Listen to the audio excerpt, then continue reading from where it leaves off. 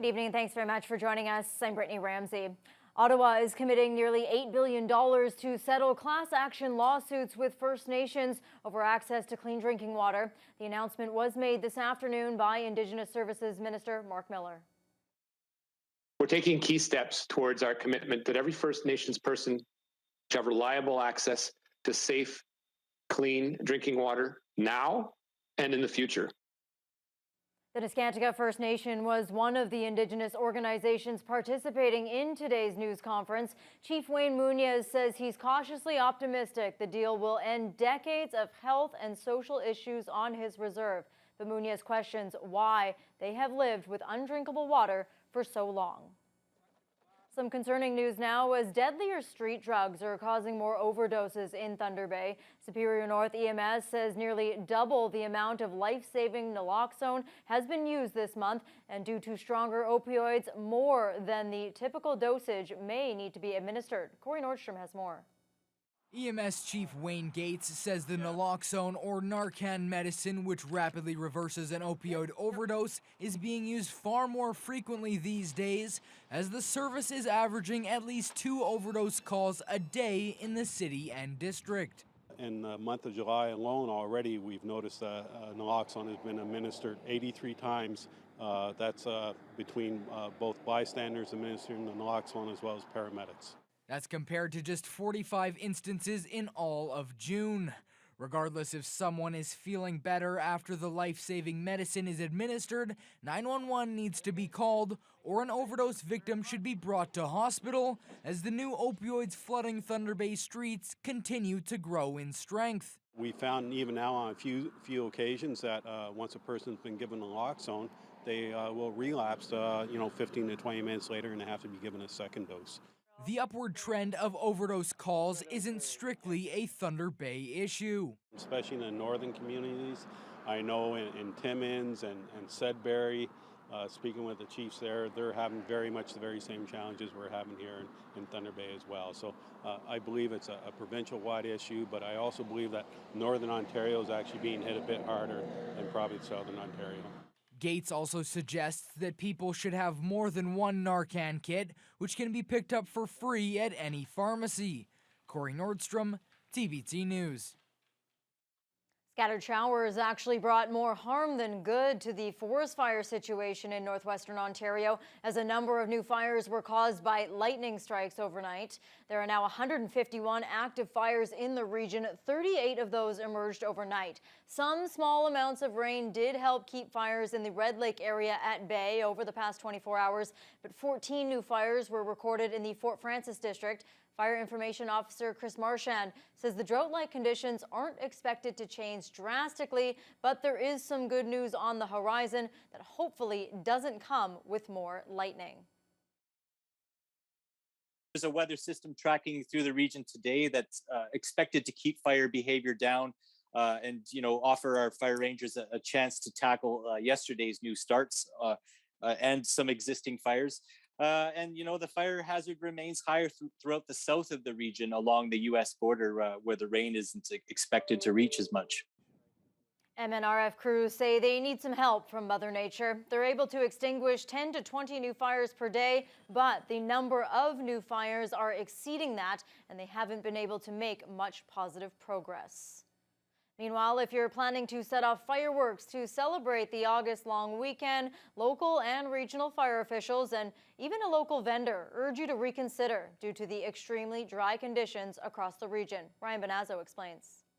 These ones here. Pyro Boys owner Bill Groombridge says fireworks sales have been lagging this week, even more so than usual ahead of the August long weekend. Generally, this is a much slower holiday for us, and this year is turning out to prove that. It is a much slower holiday. He attributes that to the local fire ban in place for Thunder Bay and the restricted fire zone put in place by the province due to the fires burning across the region.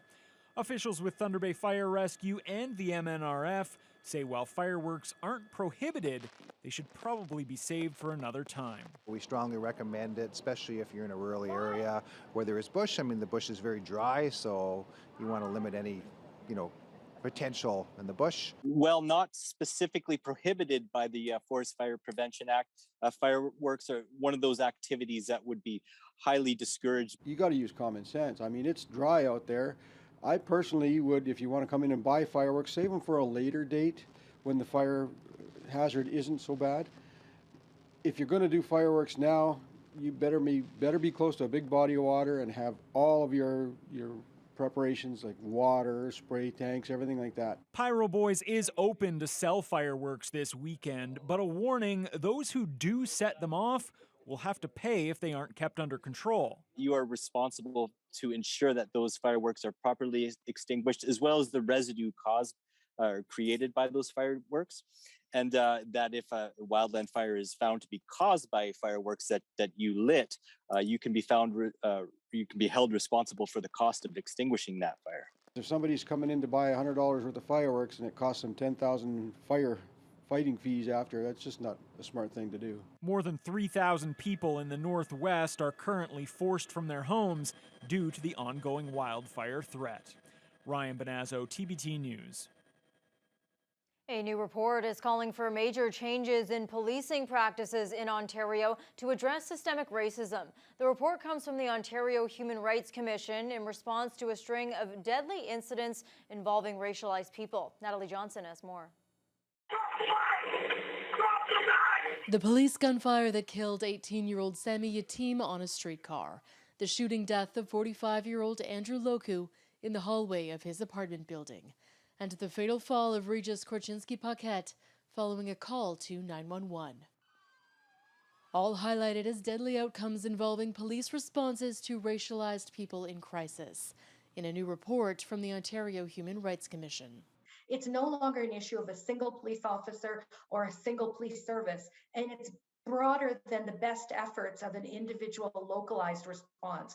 We need province-wide leadership, and we need it on an urgent basis. The Commission now calling on the Ontario government to implement 10 specific steps to address systemic racism in policing, including promoting non-police responses to mental health calls, regulating stop and question practices in non-arrest scenarios, and amending the use of force model so that officers are required to use de-escalation techniques. We believe that everyone has a responsibility to do their part to break down systemic racism, including those in policing. The Commission also calling on the province to improve transparency in police discipline, allow greater public disclosure during SIU investigations, and implement a Crown pre-charge screening process to address the overcharging of racialized people. The issues themselves are important issues. Are there some police officers across this country or in Ontario that are racist? Yes, some are.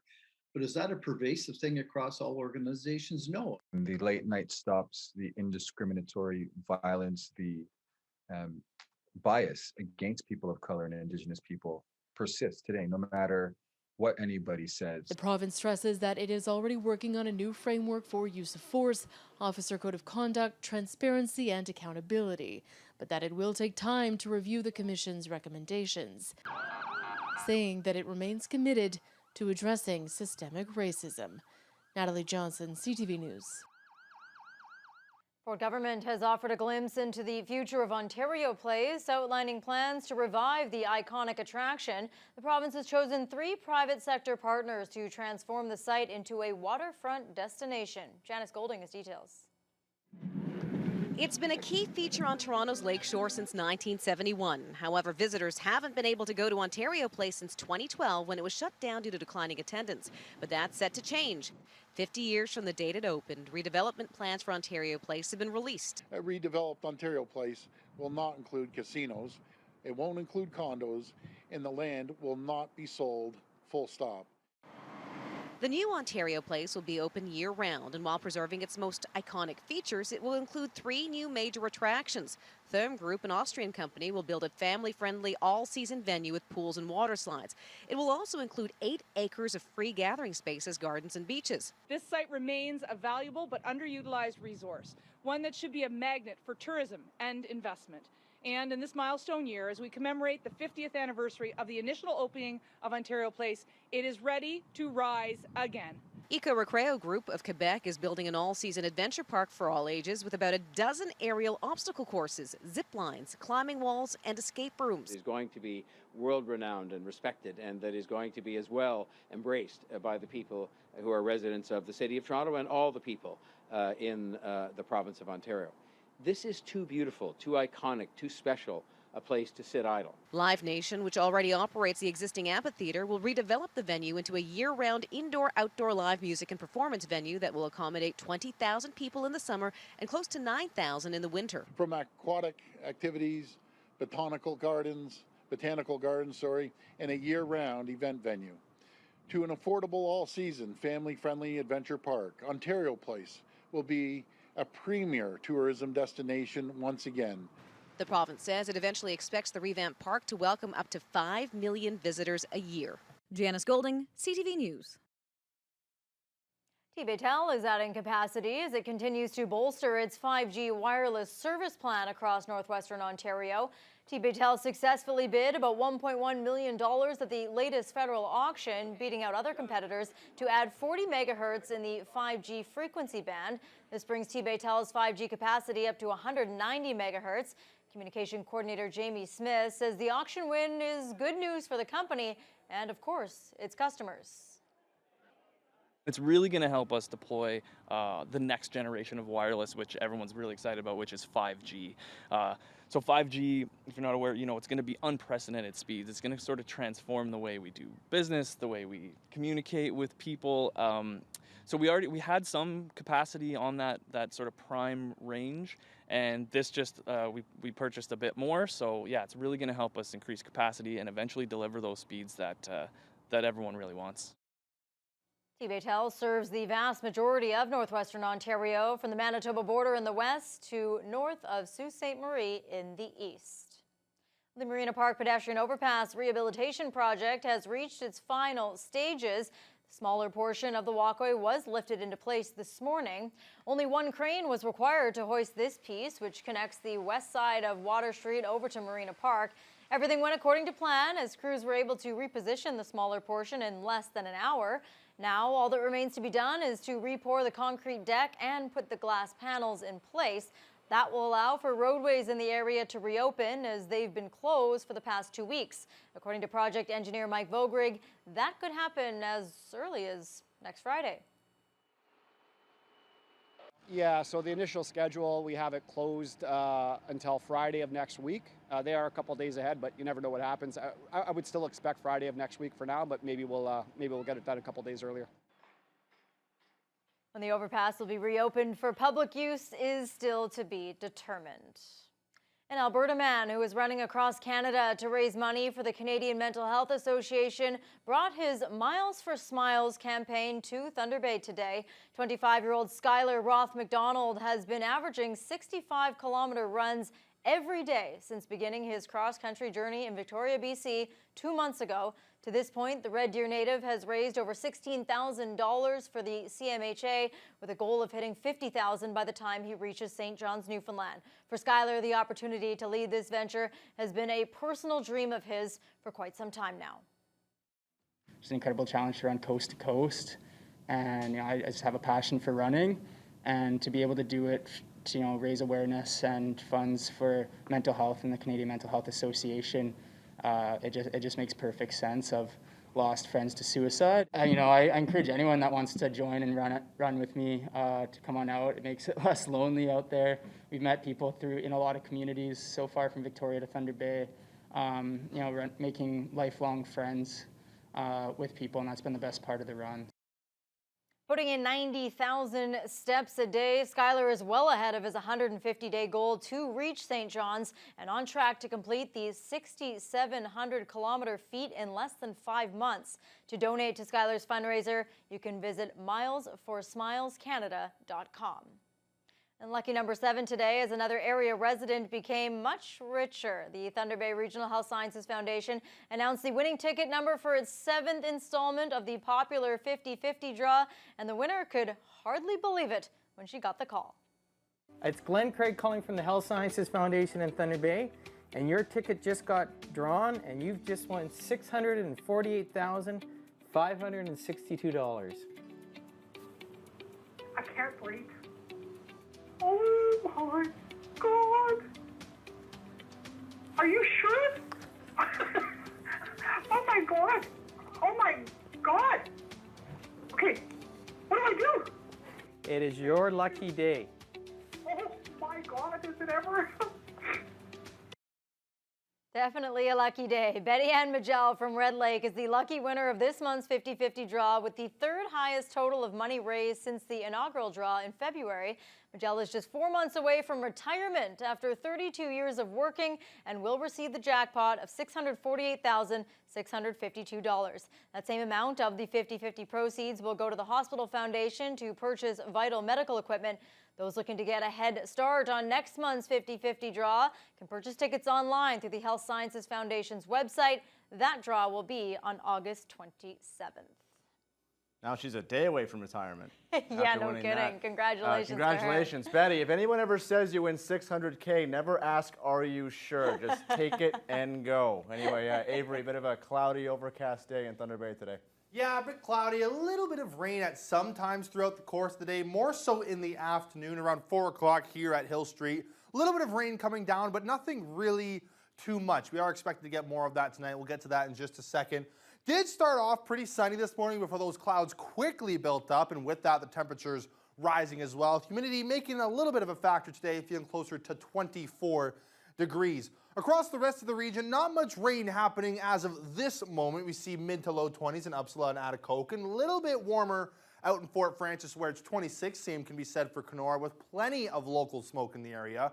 Of course, due to the forest fires that continue to ravage northwestern Ontario, and of course, plenty of local smoke as well in the Red Lake area where they're feeling a little bit closer to 28 with the humidity, and they're getting a little bit of the break from the rain that they've seen going on and off throughout the day, expected to continue again later tonight. Now, as we move over to the southeast portion of the region, gets a little bit chillier. You see Greenstone only at 12 degrees right now with some light rain falling around there.